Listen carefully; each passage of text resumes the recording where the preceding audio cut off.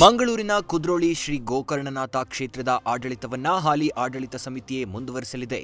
ಈ ಕುರಿತು ಭಕ್ತರಲ್ಲಿ ಯಾವುದೇ ಗೊಂದಲ ಬೇಡ ಅಂತ ಹಾಲಿ ಆಡಳಿತ ಸಮಿತಿ ಕೇಂದ್ರದ ಮಾಜಿ ಸಚಿವ ಜನಾರ್ದನ್ ಪೂಜಾರಿ ಉಪಸ್ಥಿತಿಯಲ್ಲಿ ನಡೆದ ಸುದ್ದಿಗೋಷ್ಠಿಯಲ್ಲಿ ಸ್ಪಷ್ಟಪಡಿಸಲಾಗಿದೆ. ಅಂಡಮಾನ್ ಮತ್ತು ನಿಕೋಬಾರ್ ದ್ವೀಪದಲ್ಲಿ ಅತಿ ದೊಡ್ಡ ತ್ರಿವರ್ಣ ಧ್ವಜ ಹಾರಿಸಿ ಭಾರತ ಗಿನ್ನಿಸ್ ದಾಖಲೆಯನ್ನ ಬರೆದಿದೆ. ಸುಮಾರು 200 ಮಂದಿ ಸೇರಿ ಅಂಡಮಾನ್ ನಿಕೋಬಾರ್ ದ್ವೀಪದ ಸಮುದ್ರಾಳದಲ್ಲಿ ಭಾರೀ ಗಾತ್ರದ ಭಾರತದ ಧ್ವಜವನ್ನ ಅರಳಿಸಿದ್ದಾರೆ.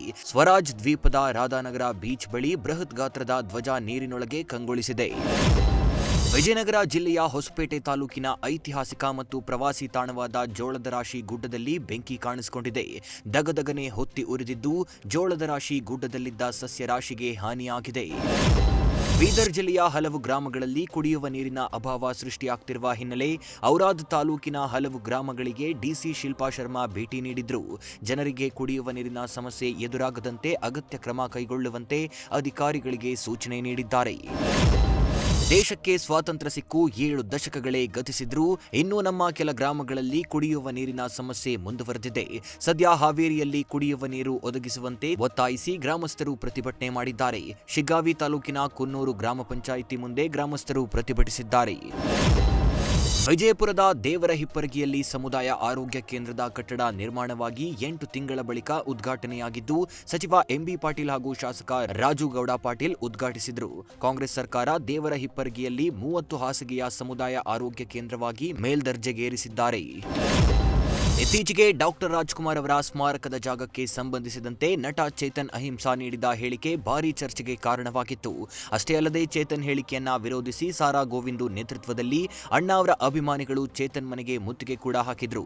ನಟ ಚೇತನ್ ಮನೆಗೆ ನುಗ್ಗಿದವರ ವಿರುದ್ಧ ದೂರು ದಾಖಲಾಗಿದೆ. ನೀರಿನಲ್ಲಿ ಮುಳುಗುತ್ತಿದ್ದ ಮಕ್ಕಳನ್ನ ರಕ್ಷಿಸಲು ಹೋದ ತಾಯಿ ಸಾವನ್ನಪ್ಪಿರುವ ದಾರುಣ ಘಟನೆ ಚಿಕ್ಕಬಳ್ಳಾಪುರದ ಚಿಂತಾಮಣಿ ತಾಲೂಕಿನ ಮುರುಗಮಲ್ಲ ಕೆರೆಯಲ್ಲಿ ನಡೆದಿದೆ. ಬೆಂಗಳೂರಿನ ಬನಶಂಕರಿ ಮೂಲದ 24 ವರ್ಷದ ತಬುಸುಮ್ ಖಾನ್ ಮೃತ ದುರ್ದೈವಿಯಾಗಿದ್ದಾರೆ. ಮುರುಗಮಲ್ಲಾದ ದರ್ಗಾಗೆ ಬಂದಿದ್ದ ಕುಟುಂಬಸ್ಥರು ಕೆರೆ ಬಳಿ ನೀರಿನಲ್ಲಿ ಆಟವಾಡುತ್ತಿದ್ದರು.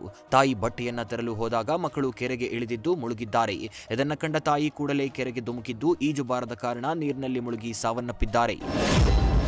ಬೆಳಗಾವಿ ಜಿಲ್ಲೆಯ ಅಥಣಿ ಪಟ್ಟಣದ ಅಥಣಿ ಗೋಕಾಕ್ ರಸ್ತೆಯಲ್ಲಿರುವ ನಿಮ್ರಾ ಮಸೀದಿ ಪಕ್ಕ ವೈನ್ಸ್ ಮತ್ತು ಬಾರ್ ಆರಂಭಿಸಲು ಸಿದ್ಧತೆ ನಡೆಯುತ್ತಿದ್ದು ಇದಕ್ಕೆ ಅಂಜುಮನ್ ಸಂಸ್ಥೆ ಹಾಗೂ ಮುಸ್ಲಿಮರು ವಿರೋಧ ವ್ಯಕ್ತಪಡಿಸಿದ್ದಾರೆ.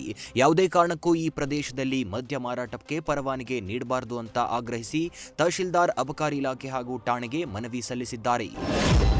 ಬೆಳಗಾವಿಯ ಬೈಲಹೊಂಗಲ ತಾಲೂಕಿನ ಎರಡಾಲ ಕ್ರಾಸ್ ಬಳಿ ಹೆಚ್ಚಿದ ತಾಪಮಾನಕ್ಕೆ ಗೋವಿನ ಜೋಳ ತುಂಬಿದ್ದ ಲಾರಿ ಸುಟ್ಟು ಕರಕಲಾಗಿರುವ ಘಟನೆ ನಡೆದಿದೆ.